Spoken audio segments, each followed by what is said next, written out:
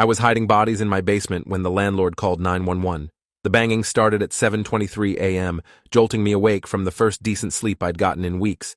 My forensic pathology thesis was due in 18 days, and I'd been pulling all-nighters in the basement, surrounded by anatomical specimens that would make most people vomit. The knocking got louder, more insistent, echoing through my small rental house like gunshots. "Alex, open up! It's Leonard!" My landlord's voice carried that edge he got when something was seriously wrong. I stumbled down the stairs in my boxers and yesterday's t-shirt, reeking of formaldehyde and coffee. Through the peephole, I could see Leonard Kowalski bouncing on his heels, cell phone pressed to his ear. I cracked the door open. "Leonard, what's going on?" "It's barely 7 in the morning." My voice came out hoarse from breathing chemical fumes all night while working on tissue samples. "The Hendersons next door called about a smell coming from your house," he said, pushing past me into the living room. "Said it smells like something died in here. I tried calling you 6 times last night." My stomach dropped. I'd been so focused on my thesis that I hadn't checked my phone in days. The basement door stood open at the end of the hallway, and even from here, the sharp smell of preservatives mixed with something more organic was unmistakable. Leonard stopped walking and stared toward the basement. His face went completely white. "Jesus Christ, Alex. What is that smell?" I tried to explain, but my words tumbled out wrong. "It's for school. My thesis project. I've got specimens downstairs for my forensic pathology research. Everything's legal. I have documentation from the university." But Leonard wasn't listening anymore. He was walking toward the basement like a man in a trance, his phone still pressed to his ear. I heard him say, "Yeah, I'm here now. There's definitely something wrong. The smell is overwhelming." "Leonard, wait!" I called after him, but he was already at the top of the basement stairs, looking down into my makeshift laboratory. The silence stretched for what felt like hours. Then he started screaming. What Leonard saw when he looked into my basement was 3 years of medical school preparation compressed into a space that looked like a serial killer's workshop. 2 complete human skeletons hung from ceiling hooks, their bones yellowed with age. Glass jars lined metal shelving units containing organs suspended in formaldehyde like grotesque trophies. A steel table dominated the center of the room, stained with chemicals and covered with surgical instruments.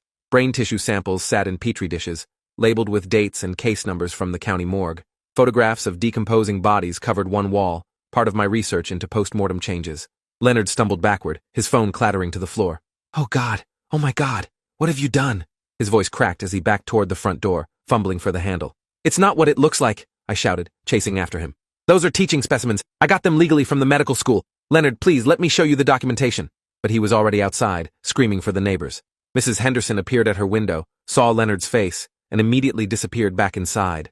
Within minutes, I could see curtains twitching in every house on the block. I ran back inside and grabbed my university paperwork from the kitchen counter. The procurement forms, the research approval letters, the chain of custody documents for every specimen. Everything that proved I wasn't a monster, just a dedicated student trying to finish his forensic pathology thesis. By the time I got back outside, Leonard had called 911. I could hear sirens in the distance getting closer. My hands shook as I held the papers, knowing that no matter what I said now, those first impressions would define everything that happened next. The first patrol car arrived within 4 minutes, followed by 2 more units and an ambulance. Officer Miranda Walsh stepped out of the lead car, her hand resting on her weapon as she approached Leonard, who was still hyperventilating on the sidewalk. "Sir, we got a report of suspicious activity and possible human remains," she said, her eyes scanning between Leonard and me. "Can you tell us what's going on?" Leonard pointed at me with a shaking finger. "He's got bodies down there, dead bodies and organs. It's like something out of a horror movie. The smell." He doubled over and dry heaved. Officer Walsh's partner, Sergeant James Murphy, moved toward my front door while speaking into his radio. "We're going to need forensics out here. Possible homicide scene." "Wait, please."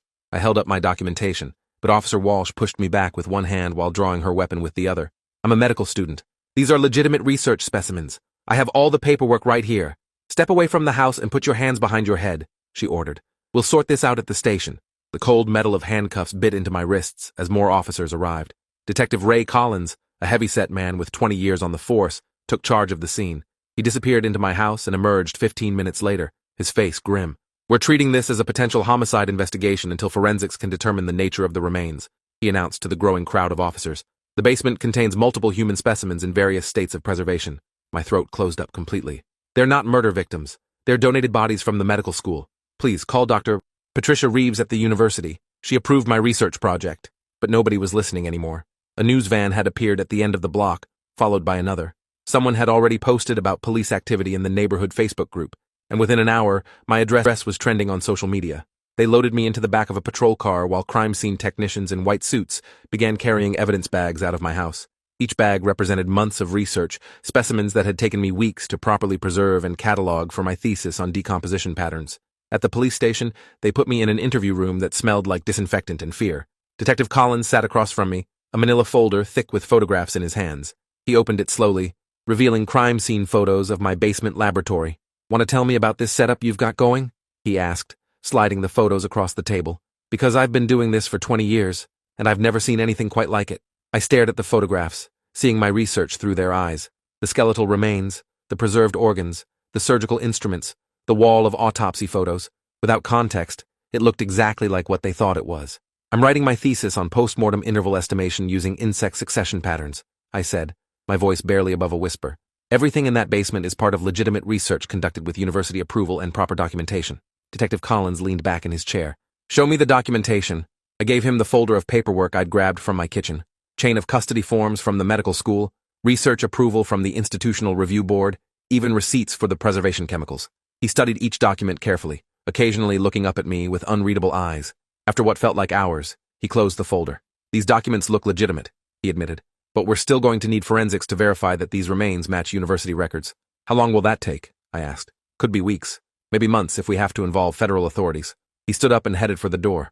"In the meantime, you're looking at potential charges for improper storage of human remains, violation of health codes, and public nuisance."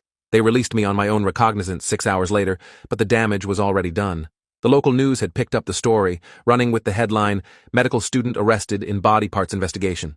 My photo was plastered across every local media outlet, labeled as a person of interest in a potential serial killing case. I took an Uber back to my house, where crime scene tape surrounded the entire property.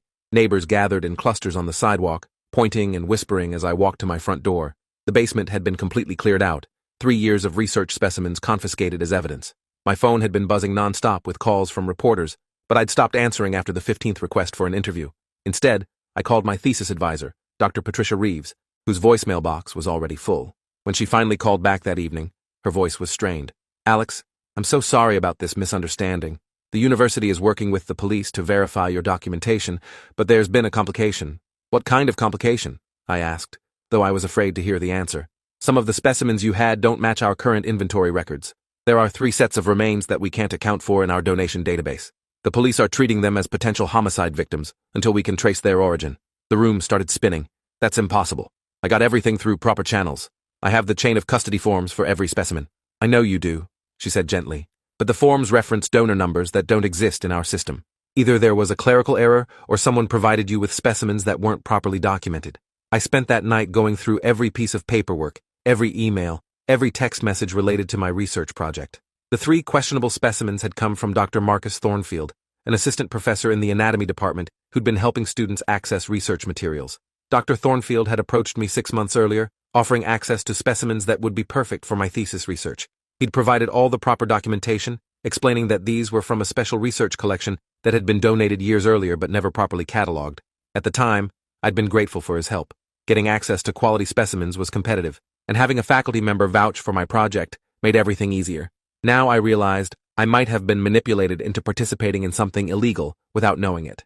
The next morning brought fresh hell. The story had been picked up by national news outlets with headlines like "House of Horrors" and "Medical Student's Basement of Bodies."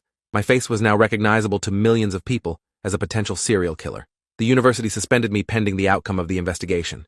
My medical school loans went into forbearance, but I still had rent and living expenses. Worse, no employer would hire someone whose name was associated with a potential murder investigation. My family was devastated. My mother called crying, asking how this could have happened, while my father demanded I get a lawyer immediately. My younger sister texted that kids at her high school were making jokes about her serial killer brother. 3 days after my arrest, Dr. Thornfield disappeared. His office was cleaned out, his university email account deactivated, and his apartment abandoned with no forwarding address. When police tried to contact him, they discovered that Marcus Thornfield had never been licensed to practice medicine in any state. The man I'd known as Dr. Thornfield was actually Marcus Thompson, a former medical school dropout who'd been using stolen credentials to work at universities across the country. He'd been selling illegally obtained specimens to students and researchers, creating false documentation to cover his tracks. Detective Collins called to update me on the investigation. "We've traced Thompson to at least 4 other universities where he pulled similar cons. The 3 specimens he gave you were likely obtained through illegal means, possibly grave robbing or theft from legitimate medical facilities." "What does this mean for me?" I asked, though I was afraid to hear the answer. "You're still a person of interest. But you're no longer our primary suspect. Thompson is wanted in 3 states for fraud, theft of human remains, and practicing medicine without a license. We believe you were one of his victims, not his accomplice. The partial vindication should have felt good, but my life was still in ruins. The media had moved on to other stories, but my name remained permanently linked to the investigation in every Google search. My reputation was destroyed, my education suspended, and my future in medicine uncertain. I hired a lawyer with money I didn't have, hoping to clear my name and get compensation for the false accusations. Attorney David Kim explained that proving innocence wouldn't undo the damage to my reputation or career prospects. The problem is that you actually did have human remains in your basement, he said during our first meeting. Even if you obtained them in good faith, the images and initial news coverage created a narrative that's almost impossible to overcome. The forensic analysis took 3 months. When the results finally came back, they confirmed that the 3 questionable specimens were legitimate human remains, but they'd been stolen from a medical facility in Ohio 2 years earlier. Thompson had been selling them to unsuspecting students and researchers across the Midwest. The county prosecutor dropped all charges against me, issuing a statement that I'd been an unwitting victim of fraud rather than a criminal. But the statement was buried in the local news section, receiving a fraction of the coverage that my initial arrest had generated. My attempts to return to medical school were blocked by the administration, who cited conduct unbecoming and violation of university policies. Even though I'd been cleared of criminal wrongdoing, they argued that my judgment was questionable for accepting specimens without verifying their origin independently. Dr. Reeves tried to advocate for me, but the university was more concerned about protecting their reputation than supporting a student who'd become a public relations nightmare. My appeal was denied, and I was formally expelled from the medical program. The civil lawsuit I filed against the university and the police department dragged on for 18 months. We eventually reached a settlement that covered my legal fees and provided modest compensation for damages, but it came with a non-disclosure agreement that prevented me from discussing the details publicly. During the lawsuit, I discovered that Thompson had targeted me specifically because of my high academic performance and dedication to research. He'd identified students who were ambitious enough to appreciate access to rare specimens, but naive enough not to question his credentials too closely. I was one of at least 12 students he'd manipulated across 4 states, all of us young and eager to advance our careers in medicine. Most of the others had received only 1 or 2 specimens, not enough to create the horrific crime scene that my basement had become. The psychological toll was devastating. I developed severe anxiety and depression, unable to be around medical equipment or preserved specimens without having panic attacks. The career I'd dreamed of since childhood was permanently closed to me, and I struggled to find purpose in a future I'd never imagined. 2 years after my arrest, I was working as a medical writer for a pharmaceutical company, using my scientific background in a way that didn't trigger my trauma. The pay was decent, but every day felt like settling for less than what I'd worked so hard to achieve. Marcus Thompson was eventually captured in Arizona, where he'd been running the same con at a medical school in Phoenix. He was sentenced to 15 years in federal prison for fraud, theft of human remains, and practicing medicine without a license across multiple states. His conviction made the news, but the coverage focused on his crimes rather than the students he'd victimized. My name was mentioned briefly as one of his victims, but most people who remembered the original story never saw the follow-up coverage. The damage to my reputation proved permanent. Even years later, potential employers would find the original news coverage during background checks. I learned to anticipate the conversation about the misunderstanding and prepare explanations that never felt adequate. My family relationships slowly healed, but trust was harder to rebuild. My parents struggled to understand how I could have been so naive, while my sister dealt with ongoing questions from people who remembered the story. We all pretended it was behind us, but the trauma lingered in every interaction. 5 years after the incident, I received an unexpected phone call from Dr. Elena Vasquez, a forensic anthropologist at the State University. She was working on a research project about the illegal trade in human specimens and wanted to interview victims of Thompson's fraud. Your case was the most publicized, she explained, but it also involved the most specimens and had the greatest impact on the victim's life. Your experience could help us understand how these crimes affect the people involved. Meeting with Dr. Vasquez was both therapeutic and painful. For the first time, someone with scientific credentials was acknowledging that I'd been a victim, rather than a willing participant in something criminal. Her research eventually led to new regulations for specimen procurement and verification. The interview process helped me realize that my experience, however traumatic, had value. I began speaking at medical schools about the importance of verifying credentials and documentation, helping other students avoid the trap I'd fallen into. These speaking engagements gave me a new sense of purpose.